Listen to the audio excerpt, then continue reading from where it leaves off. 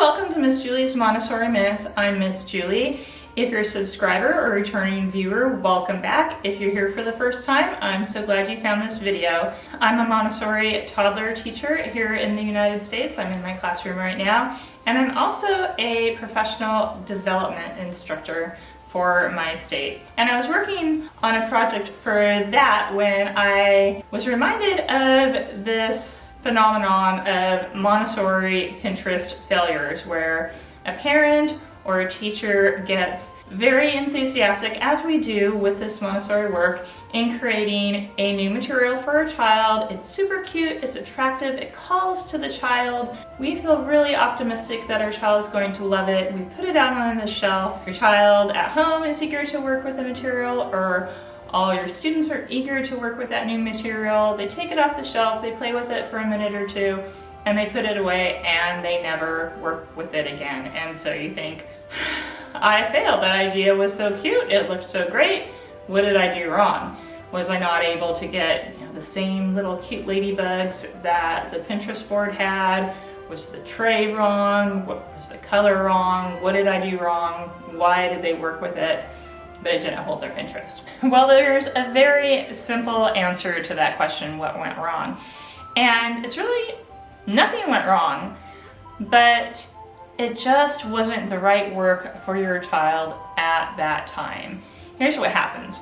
We know that the toddler child is in what Montessori called the sensitive periods of movement, of language, assimilation of images, order. But within those sensitive periods, different works are going to be appealing to the child based on their developmental needs in that moment, which can vary week to week or even day to day. And the force behind this is the child's inner teacher. So the inner teacher is one of what I like to call the toddler's superpowers. They have all these powers that they're born with that help them to become a person of their time and place.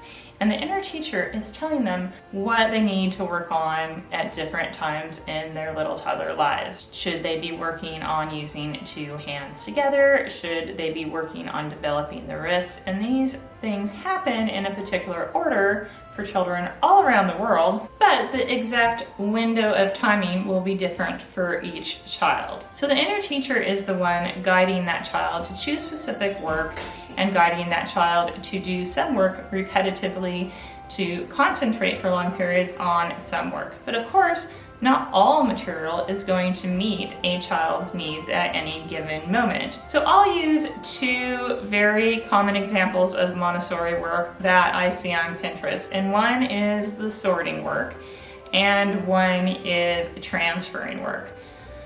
So what age approximately should these works be given?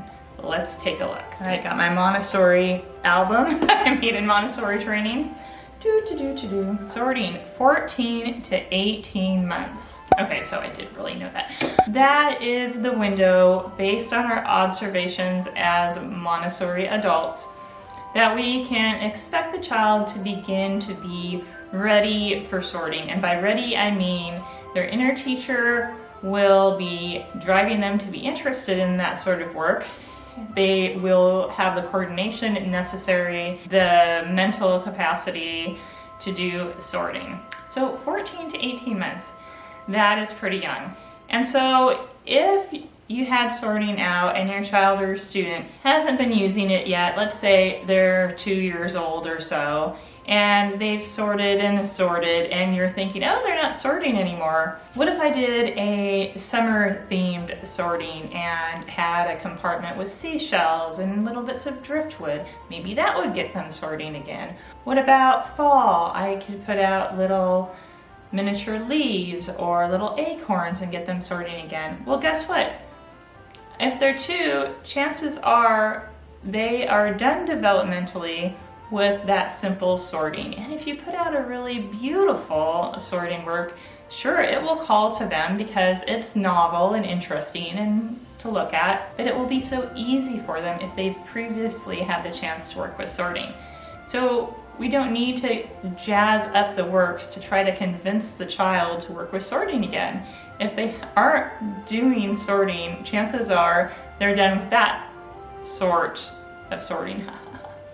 Sort of sorting, that was funny. And they'll be sorting their whole lives, but they'll be doing that like in the sensorial area or the mathematics area, and they won't need that simple type of sorting again. So transferring is interesting. Toddlers will like transferring work because they're learning how to use tongs or learning how to use spoons, maybe even tweezers, and so they'll enjoy that back and forth. So at the age of 2.5, the child enters that stage of refinement where they're refining their skills. They like to do things precisely, and they'll repeat activities such as transferring over and over, trying to get better and better and better. They're refining that skill. And if you observe your child, you'll know it when you see it.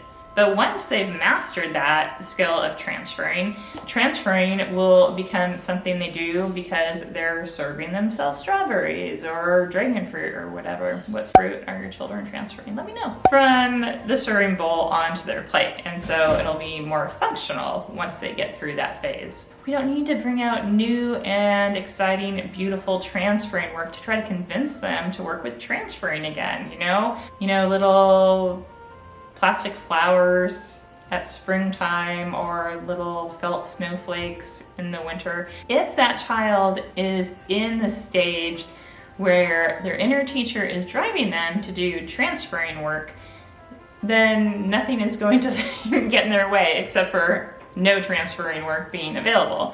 A foundation of the Montessori method is trusting in the child, that the child will choose the work when their inner teacher is leading them to do so. And so we just need to provide a lovely functional transferring work. I didn't say expensive, notice.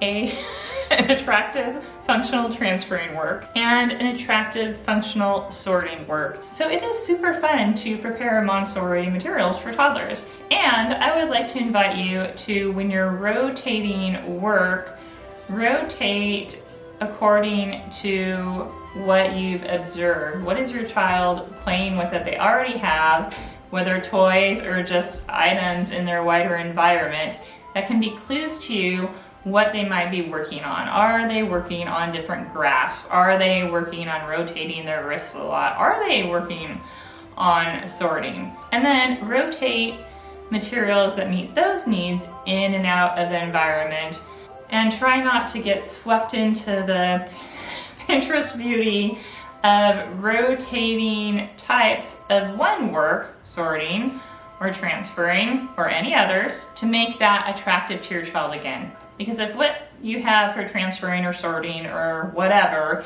isn't attractive to your child, it's either too early and they're not ready for it, or too late, they've mastered it and they're ready to move on to other things. So if you've had that sort of Montessori toddler material Pinterest failure, it's not really a failure, it's just not the work your child needs right now. Pack it up and share it with someone you know, with a child who might be at the stage that they would really enjoy that work because that's what their inner teacher is telling them to use. So have you had any Montessori Pinterest failures like these or other types? Please let me know in the comments below. And if you're still watching till the end, I hope that means you like this video. And if so, please do click the like button. It really does help more families find this sort of information. All right, here are some more videos. I will link a playlist for how to choose Montessori toys, and the other we'll let YouTube choose for you. All right, thanks for watching, and I hope to see you in the comments.